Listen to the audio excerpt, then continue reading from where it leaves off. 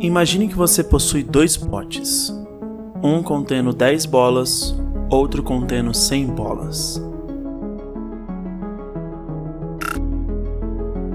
E todas as bolas em ambos os potes estão numeradas. A probabilidade de você tirar a bola número 7 é muito maior no primeiro pote do que no segundo. Agora imagine que, ao invés das bolas, os potes possuam todos os seres humanos que já viveram, que vivem e que irão viver algum dia. E a bola número 7 simboliza o seu nascimento.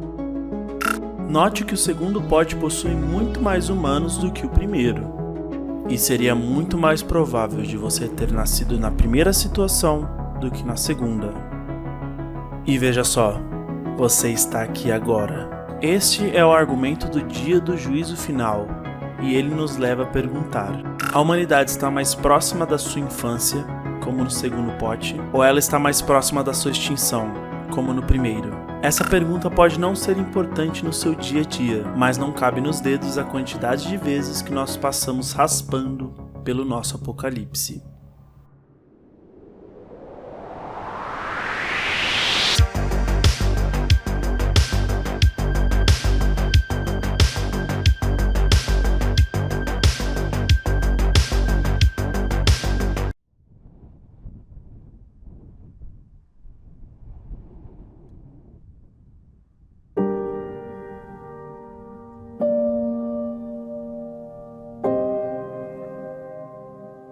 Imagina que você é um astrônomo no século XIX e você está observando o Sol quando isto cruza pelo seu telescópio. Nesta época, cometas e outros fenômenos espaciais não eram tão conhecidos. Provavelmente você taxaria esses OVNIs como sujeira ou defeito do seu equipamento.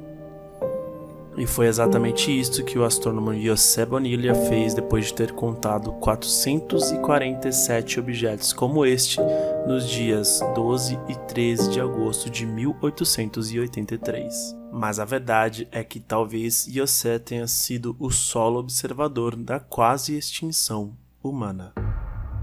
Um estudo publicado em 2011 diz que, na verdade, os OVNIs, que variavam de 46 metros a 40 quilômetros, possivelmente eram fragmentos de um imenso cometa que passou entre a Terra e a órbita da Lua.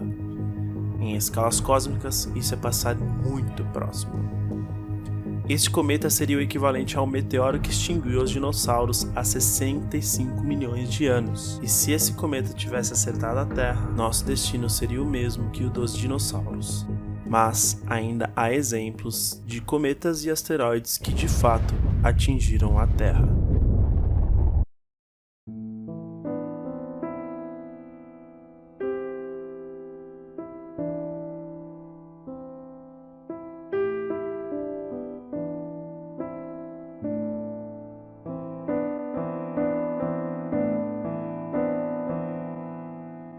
O céu se partiu em dois. E o fogo apareceu alto e largo sobre a floresta. Naquele momento fiquei tão quente que não pude suportar, como se minha camisa estivesse em chamas. Eu queria arrancar minha camisa e jogá-la, mas então o céu se fechou e um baque forte soou, e eu fui arremessado alguns metros adiante.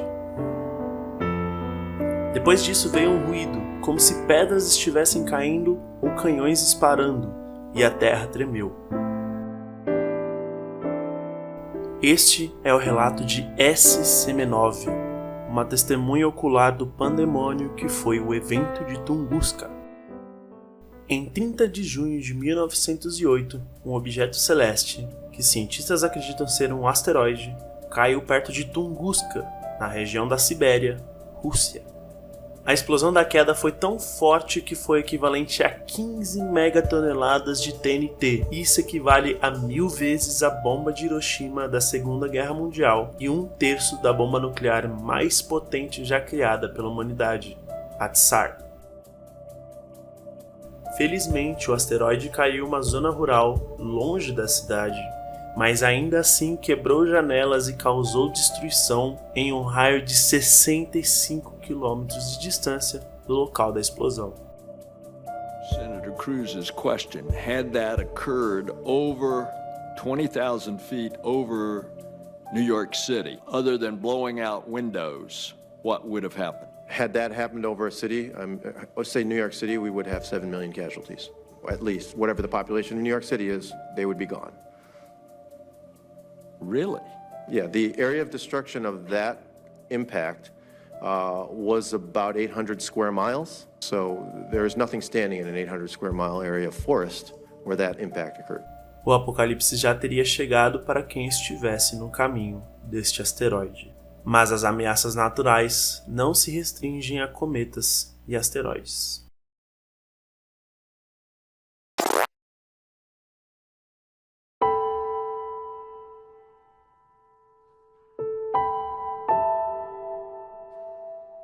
Ejeção de massa coronal são erupções de gases ionizados e radiação eletromagnética do Sol que carregam grande energia.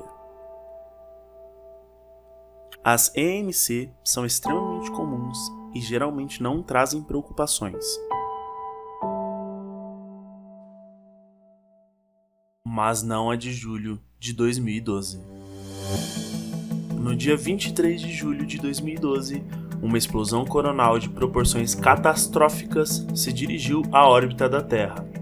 Se este raio destruidor nos atingisse, vários satélites seriam vaporizados e sistemas elétricos seriam comprometidos ou destruídos. Qualquer astronauta que estivesse em órbita na estação espacial estaria morto, e nós levaríamos décadas para nos recuperar totalmente, anos em que nós estaríamos completamente na escuridão, sem luz, e o caos reinaria. Por sorte, a Terra estava do outro lado de sua órbita.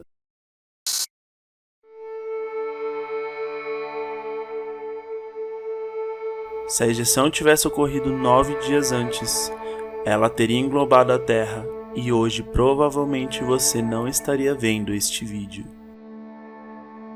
A natureza pode ser aterrorizante e o espaço pode nos trazer problemas futuros.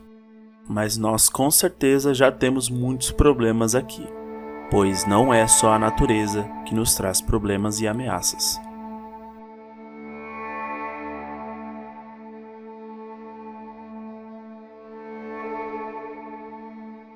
Não importa o que aconteceu de interessante em 1945. Este ano vai para sempre ser lembrado como o ano em que a primeira bomba nuclear ceifou vidas. Isso iniciou um novo receio em todo o mundo, de que a próxima grande guerra fosse nuclear. A produção de armas nucleares pelas duas grandes potências após a Segunda Guerra cresceu exponencialmente, e bastava um aperto de botão para que as duas destruíssem o mundo, pois, se alguém atirasse no outro, a resposta tinha que ser imediata. Em 1961, no meio da Guerra Fria, os Estados Unidos possuíam mísseis de médio alcance instalados na Itália e Turquia, prontos para atacar a União Soviética. Após a tentativa falha dos Estados Unidos de derrubar o governo comunista de Fidel Castro em Cuba, num evento que ficou conhecido como Invasão da Baía dos Porcos, Nikita Khrushchev agora tinha a desculpa perfeita para também instalar mísseis de médio alcance no quintal americano. E assim foi feito. Com o aval de Fidel Castro, os soviéticos instalaram mísseis de médio alcance em Cuba, também prontos para atacar os americanos. Porém, quando os americanos descobriram, John F. Kennedy decretou um bloqueio naval que enfureceu Khrushchev. Aqui começa a crise de mísseis, com as duas nações provocando uma a outra. No meio dessa loucura, as tensões foram às alturas quando uma bomba de sinalização atingiu um submarino soviético, e os 3 oficiais a bordo, longe da superfície, acharam que a guerra tinha começado. O problema é que os americanos não sabiam que o submarino estava equipado com bombas nucleares e que a ordem era de que se ele fosse atingido, o torpedo teria que ser imediatamente liberado. Preparações para lançar um míssil nuclear começaram, e 2 dos 3 oficiais a bordo concordaram com o lançamento. Somente um deles, Vasily Arkhipov, não concordou com o lançamento, dizendo que era melhor emergir para observar a situação. Como todos os 3 oficiais precisavam concordar com o lançamento, Por muito pouco, nenhum míssil foi lançado do submarino, que emergiu logo em seguida. Após esse acontecimento, muitas discussões diplomáticas entre as duas nações aconteceram até que elas chegassem a um acordo, que seria retirar os mísseis americanos da Turquia e Itália e os soviéticos de Cuba, dando assim o fim na crise de mísseis de Cuba. Mas essa não foi a última vez que uma crise nuclear quase não foi evitada.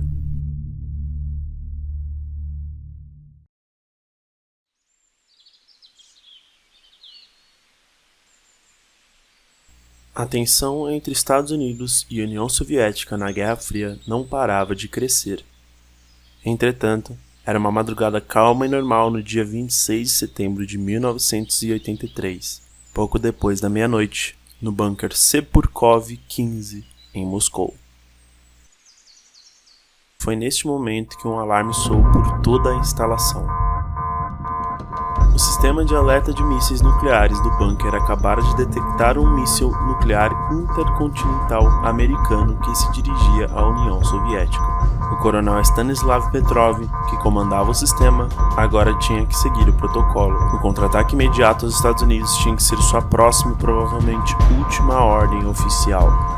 Petrov se dirigiu para iniciar o contra-ataque, e então ele parou. O sistema de alerta indicava somente um míssil intercontinental. Petrov pensou: se os americanos estivessem de fato atacando, eles provavelmente não lançariam somente um míssil. Isso poderia ser um falso alarme. Petrov então tomou a decisão mais difícil da sua vida. Ele esperou. O dia amanheceu calmo e silencioso em toda Moscou. Nenhum míssil atingia a União Soviética naquela madrugada. O alarme de fato era falso, e mais tarde descobriu que o alinhamento de raios solares em nuvens de alta altitude fez com que o alarme disparasse. Petrov não ganhou nenhuma medalha e nem foi reconhecido, mas seu sangue frio salvou milhões de pessoas e impediu uma guerra nuclear que teria sido causada por um mero evento natural.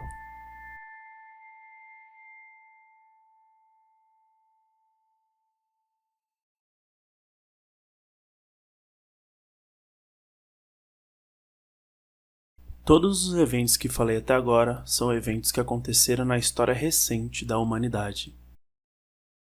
Mas os riscos de extinção existem desde que a primeira célula existe. Então não é de agora que os humanos sofrem ameaças apocalípticas. O maior exemplo disso é a catástrofe do vulcão Toba. Há pelo menos 70 mil anos atrás, um vulcão conhecido como Toba entrou em erupção na região da Sumatra, Indonésia. A erupção foi no mínimo 12 vezes mais forte do que a erupção de Monte Tambora, de 1815, que já causou um grande estrago no hemisfério norte, onde trouxe o ano sem verão por causa do inverno vulcânico. É estimado que a erupção do vulcão Toba tenha lançado aproximadamente 2.800 km³ de material na atmosfera, o que causou um inverno vulcânico de pelo menos 6 anos. O pior é que os seres humanos provavelmente sentiram o impacto desse inverno. E muito. Estudos dizem que é possível que a população humana tenha diminuído a ponto de termos somente entre 3 e 10 mil indivíduos sobreviventes.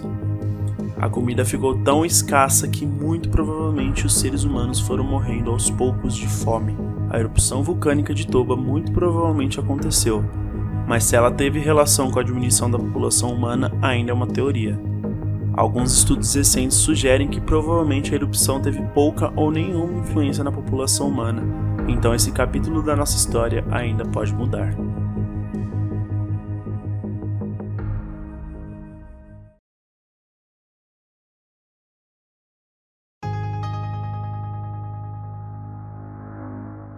Estes fatos só escancaram na nossa cara o quanto a vida humana é frágil e o quanto podemos sumir em questões de segundos.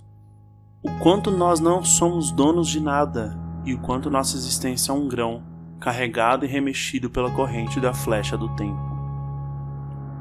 Ok, e então? Fugimos para as montanhas? Entramos em desespero? Nos prostramos em nossa depressão? Nada disso.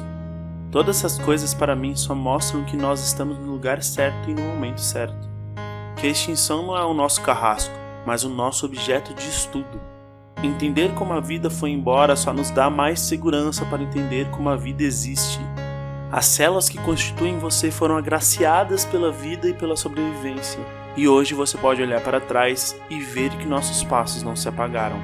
Sim, nós não somos nada perante a grandeza do universo. Sim, nossa importância é mínima perante a imensidão das estrelas. Sim, um dia nós iremos embora. Mas, enquanto isso não acontece, olhe para o céu, olhe para o mar, olhe para a terra. Nós estamos aqui, e até não estarmos mais, podemos contemplar o universo em sua infinitude, pois existe uma linha muito tênue entre a vida e a morte. Por que não aproveitá-la? É como diria a escritora e ativista política Helen Keller: tudo tem suas maravilhas, até a escuridão e o silêncio. E eu aprendi que, seja qual for o estado em que me encontre, nele estarei contente.